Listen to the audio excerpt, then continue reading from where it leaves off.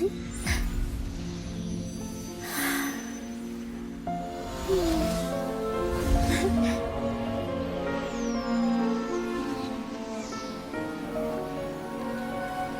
wait is over, everyone. I dedicate this to our god, the dance of Sub-Zerus.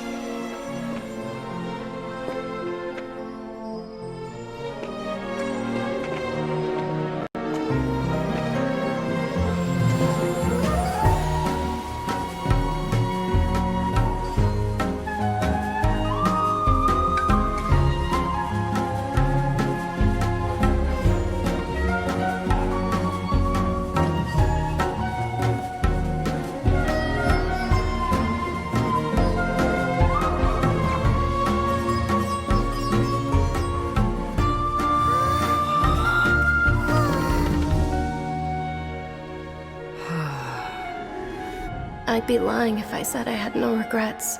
I would have loved to see Nilou's dance.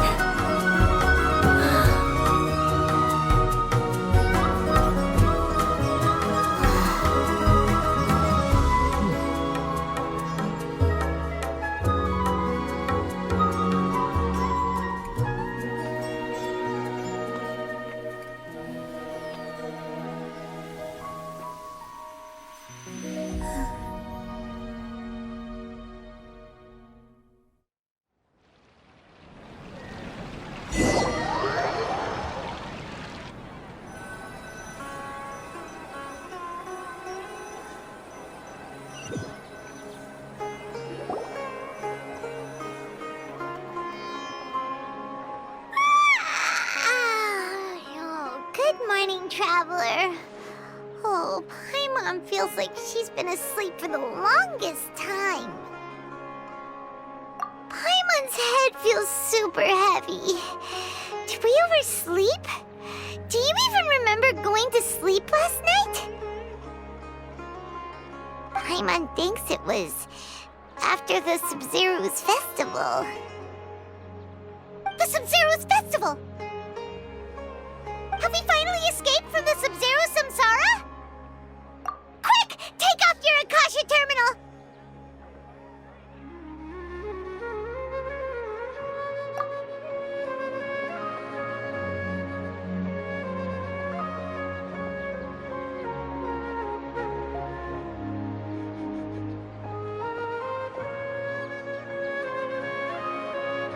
She's not in her room.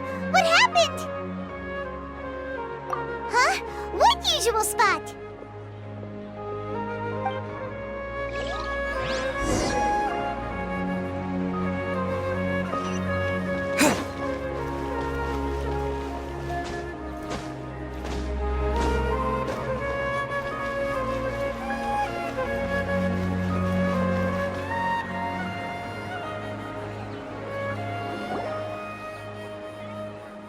Well done, Traveler and Paimon. And thank you, Dunyarzad, for organizing the Sub-Zero's festival for me. I'm sorry, who are... Dunyarzad! You're okay! Oh, don't scare us like that! Oh, Traveler Paimon. I have something amazing to tell you. I just had a dream, and I saw Nilou performing the dance of Sub-Zerus.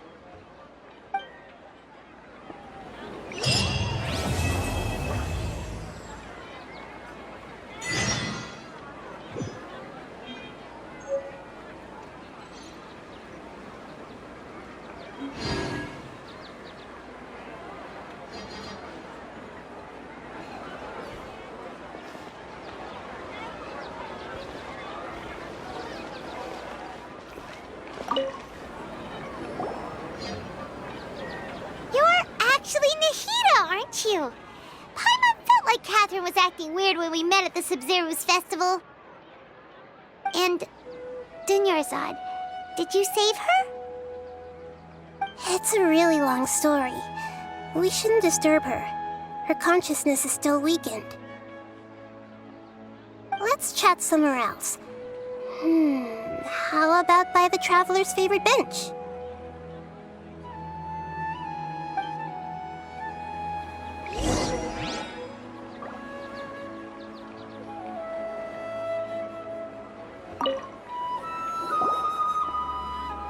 What's going on? Why are you two so excited to see me? Hasn't it only been a night? It's actually been much longer than that.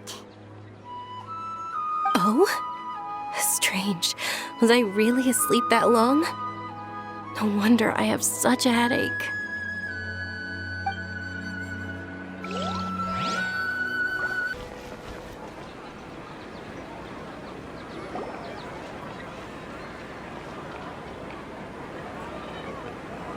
Let's talk about Dunyarzad first. It's such a relief that she's all right. After we parted on the last day of the Sumeru's festival, I left the city and saw what the traveler had described. Among the countless dreams, I found one that was growing fainter and fainter. This proved my suspicion. Once Dunyarzad could no longer bear the Akasha harvesting her dreams, her consciousness began to dissipate. But this also meant it escaped the Akasha's control. Such a small fragment of consciousness can't last for very long, though. It will return to its original dream, where both will gradually fade until they completely disappear. I used all the power I had to keep her dying dream alive as long as possible, but it still wouldn't have lasted for much longer if it hadn't been for you two breaking the samsara. So it looks like we did manage to save Dunyarzad in the end, and not a moment too soon. Huh? Why are you two smiling so happily? I thought you'd be so moved that you'd start crying. I need to spend more time observing human emotions. Both are fine. Everyone reacts differently. All right. You two must have a lot of other questions for me, right? After all, you saved my faithful believer. As your reward, I will answer any and all questions.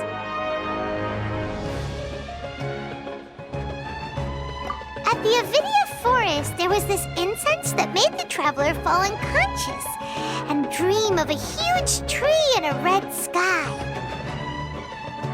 You also heard someone's voice, right? It said world and forget me.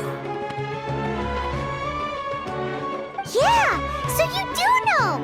We've been wanting to ask you what that was about, and if the red sky was related to Conria. It seems like the traveler established a connection to Irminsul. That was a message left by Greater Lord Rukkhadevata's residual consciousness in Irminsul. Perhaps her last memory before she died. As you two probably know, Greater Lord Rukkhadevata disappeared after the disaster in Conria. The timings of these events do line up, so your suspicions are reasonable. A message from Greater Lord Rukkhadevata? We thought it was from King Deshret. King Deshret? That god who died even longer ago? Some present-day desert dwellers still worship him. You probably just heard some of their conspiracies. Okay, so what does the message mean? I still haven't managed to decipher it. Even the Akasha isn't currently capable of doing that. Greater Lord Rukkhadevata's residual consciousness in Irminsul seems to be contaminated with something that has a very dangerous aura to it. Many devoted scholars go mad as soon as they connect their consciousness. I've warned the academia about this many times, but people still keep falling victim to it. But I believe this is the key to saving Irminsul. That's why I've kept trying to decipher it. So the tree in the vision was Irminsul? Oh, Tainari also said that Irminsul is sick. Is it because of the contaminated consciousness? But even if you can't figure out what that vision was all about, it seems like our search for you was all in vain. The Traveler wasn't affected after coming in contact with that consciousness. I've never seen anyone like that. With you here, we may have a chance at deciphering it. No, we must decipher its secrets. I've already eliminated all other factors that might affect Irminsul. This is the only one left. This puzzle has life and death at stake. It could determine Irminsul's fate, as well as Tevat's. To be accurate, I'm using the Akasha as a medium to occupy Catherine's consciousness.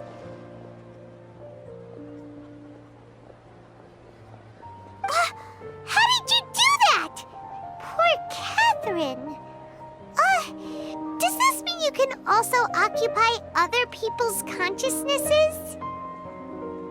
Theoretically, I can enter anyone's mind as long as they're wearing their Akasha terminal. The Akasha is the legacy of Greater Lord Rukkhadevata. As Lesser Lord Kusanali and the first Akasha terminal, my consciousness has always been linked to the Akasha.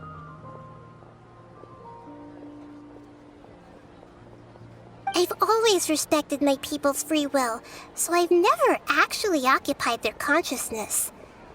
When necessary, I just borrow this bionic Snezhnayan puppet. Hold on. Did we just learn some deep, dark secret? So Catherine is... No wonder Paimon felt something was off about her. What about your own body? Why do you need to borrow other people's? Don't you live in the sanctuary of Surasthana? That story begins a long time ago.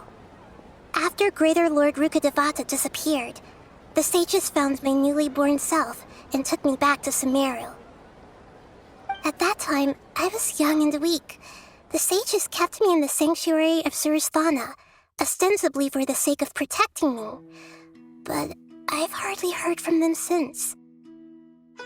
However, I do understand that they had hoped to find Greater Lord Rukkhadevata instead of me, a symbol of her passing.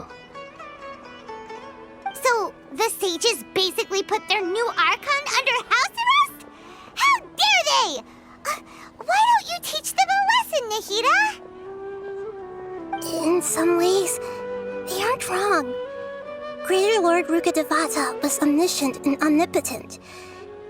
Even after her death, the Akasha is still empowering this nation. And I'm still really far away from being able to call myself the God of Wisdom. Moreover, the Academia is also more proficient at governing this country. My existence has little meaning. Yeah, you got a lot of believers. Just look at the Sub-Zero's festival.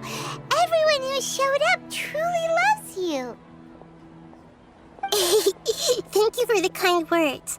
But I honestly don't need physical freedom as long as I can connect my consciousness to the Akasha. Trying to find a way to save Irminsul is my life's mission and top priority. I will work on that, and try to live up to being a deity in the meantime. Every once in a while, I will also take up the duties of the God of Wisdom and enlighten a lost soul here and there.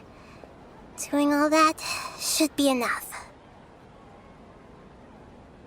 There's never been any big problems with the Academia's governance of Sumeru. This is the first time I've seen them step out of line. I wonder what caused them to go down this path, and what they hope to achieve. Even though the city's residents haven't noticed anything strange, if the Traveler hadn't broken the Sub-Zero samsara, the situation could have become dire. I tried to do some investigating in the Akasha, but I couldn't find anything suspicious, and all the people of interest seemed to purposely avoid wearing their Akasha terminals. I think they're deliberately trying to hide something. Oh, that reminds Paimon. In Gandharvaville, there was a sage who had invited Tainari to join some kind of project. Could it be related? Regardless, I need to first investigate the sage's motives, make things right, and punish them if needed. But I'll have to be discreet, or they'll see me coming. You mean how the Akasha stops you from having dreams? Yeah, it's been such a long time! No one's noticed something's up? It's not that no one noticed. It's more like no one cared. Ultimately, it's all rooted in the sage's misdirection. Misdirection? The sage has convinced everyone to believe that being unable to dream is a sign of rationality and wisdom. Not dreaming is a badge of honor in Sumeru. Even if the truth is that their dreams are being reaped by the Akasha. With their propaganda in place, the sages can maximize their use of the Akasha to facilitate their research. Besides, Greater Lord Rukkhadevata must have created the Akasha in the hopes that it could be used to its full potential. That's why I've never come out strongly against this. Anyway, the perspective advocated by the sages drowned out any voices of doubt.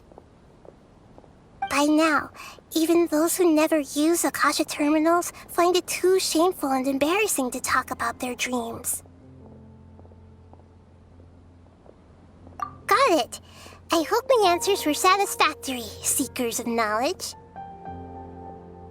To be honest, maintaining Dunyarzad's fading dream took a lot of mental energy. I think I may need to rest for a while. Oh, and you don't need to worry too much about the sage's activities for now. The Akasha won't be able to conduct another project on the scale of the Sumeru's Samsara in the immediate future. Go and get some sleep. Leave everything to us. What a relief. This is truly the most exhausting birthday I've ever had.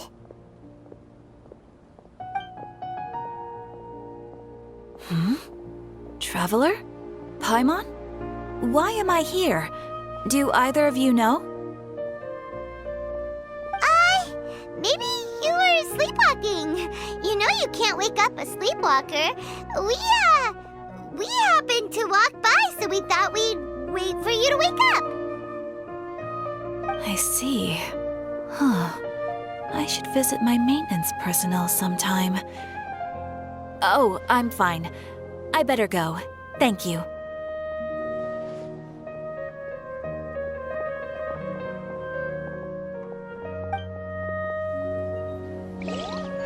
We've spent quite some time in Sumeru City, but ever since we last said goodbye to Lesser Lord Kusanali, we haven't heard anything from her. Oh, we can't just keep waiting around like this. Let's go find Catherine and pick up some work so we can at least keep ourselves busy.